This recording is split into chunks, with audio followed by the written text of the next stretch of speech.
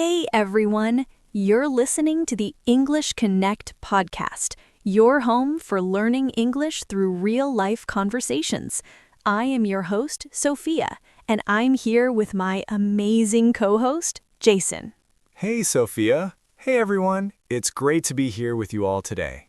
Jason, how are you doing today? How's your week been so far? You know what, Sophia? It's been a bit of a roller coaster, to be honest. I had some challenges at work, but I'm trying to keep my head up. How about you? Oh, I totally get that. Actually, funny you mentioned challenges because I've been thinking a lot about resilience lately. I had a tough conversation with a friend this week, and it really made me reflect on how we handle difficult moments.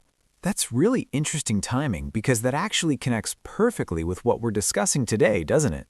Exactly. So today, we're diving into a topic that I think everyone can relate to, how to stay positive during hard times.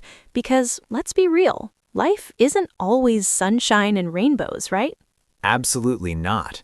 We all face struggles, whether it's work stress, relationship issues, health problems, or just those days when everything seems to go wrong.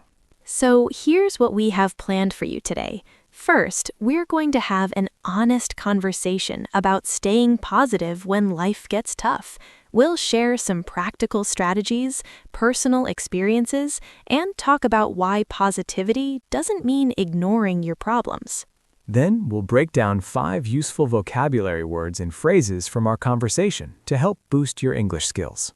And finally, we'll wrap up with a fun challenge for you to try this week. But before we jump in, if you're enjoying this podcast, please hit that like button and subscribe so you never miss an episode. And here's what I want to know from you. Drop a comment and tell us, what's one thing that always lifts your spirits when you're feeling down? Is it music, talking to a friend, going for a walk, or maybe comfort food? We'd love to hear from you. All right, let's get into it. So, Jason, let's start with the big question. When you're going through a really tough time, what does staying positive actually mean to you? That's such an important question, Sophia, because I think a lot of people misunderstand what staying positive really is. For me, it's not about pretending everything is fine or slapping on a fake smile when you're hurting inside. Yes, thank you for saying that. I think there's this toxic positivity culture where people feel like they have to be happy all the time, and that's just not realistic or healthy. Exactly. Staying positive, in my view, is more about maintaining hope even when things are difficult. It's about believing that things can get better while still acknowledging that right now things are hard. I love that distinction. It's like you're not denying the pain or the struggle, you're just not letting it completely define your entire outlook on life. Right. So speaking of that, what are some strategies that have actually helped you during difficult periods? Well, one thing that's been a game changer for me is practicing gratitude. And I know that sounds cliche, but hear me out.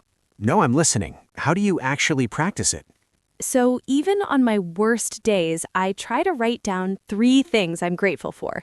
And they don't have to be big things. Sometimes it's just I'm grateful for my morning coffee, or I'm grateful that I have a warm bed to sleep in.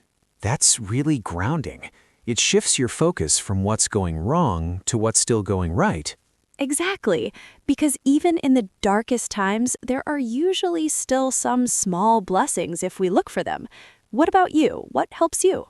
For me, it's physical movement. When I'm stressed or going through something tough, I find that getting outside and moving my body makes a huge difference. Like exercise? Yeah, but it doesn't have to be intense. Sometimes it's just a walk around the block. There's something about changing your physical state that helps change your mental state, too. That's so true. I've read that exercise releases endorphins, which are like natural mood boosters. Absolutely. And you know what else helps me? Limiting my exposure to negative news and social media when I'm already feeling down. Oh, that's a big one. It's so easy to fall into that rabbit hole, isn't it? You're already feeling bad, and then you scroll through social media and see everyone else's highlight reel. Right. And suddenly, you're comparing your behind the scenes to everyone else's polished performance. It's a recipe for feeling even worse. So true. I've started setting boundaries with my phone, like no social media before bed or first thing in the morning. That's smart. Those are vulnerable times when negative content can really affect you. Speaking of boundaries, I think that's another important aspect of staying positive, setting healthy boundaries with people and situations. Can you elaborate on that? Sure, sometimes we're surrounded by people who drain our energy or situations that we keep putting ourselves in that aren't good for us. Part of staying positive is recognizing what's toxic in protecting your peace. That's really powerful, Jason. It's like you can't control everything that happens to you, but you can control who you spend time with and how much energy you give to certain things.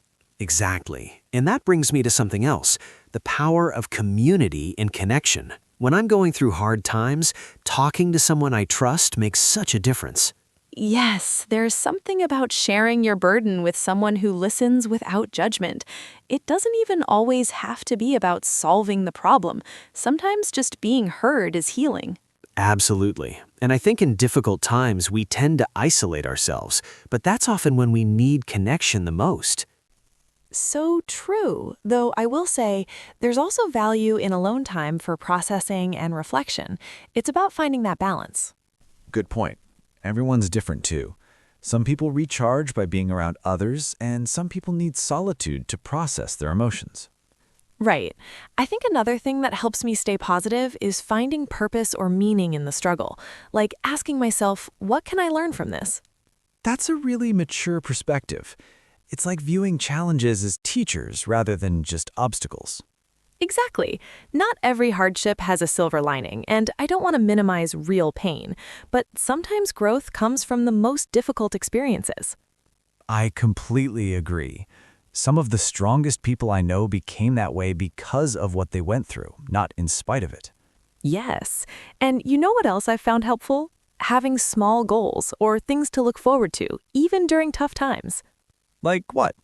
Well, it could be as simple as planning to watch your favorite show tonight, or scheduling coffee with a friend next week, or even planning a trip for a few months down the road. It gives you something positive to anticipate. That's really smart because it creates these little pockets of light in the darkness. It's like giving yourself something to hold on to. Exactly. And I think we should also talk about self-compassion. This is something I struggle with, to be honest. What do you mean? Well, when I'm going through hard times, I tend to be really hard on myself, like, why can't you handle this better? Or other people have it worse, so why are you struggling? Oh, wow, yeah, that negative self-talk can be brutal. It really can. So I've been trying to talk to myself the way I would talk to a good friend, with kindness and understanding rather than harsh criticism. That's beautiful, Sophia. We really are our own worst critics sometimes, aren't we? We absolutely are. And the truth is, being kind to yourself isn't selfish or weak. It's actually essential for resilience. I couldn't agree more.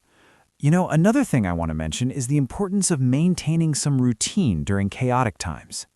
Oh, that's interesting. Tell me more. Well, when everything feels out of control, having some structure or routine can provide a sense of stability.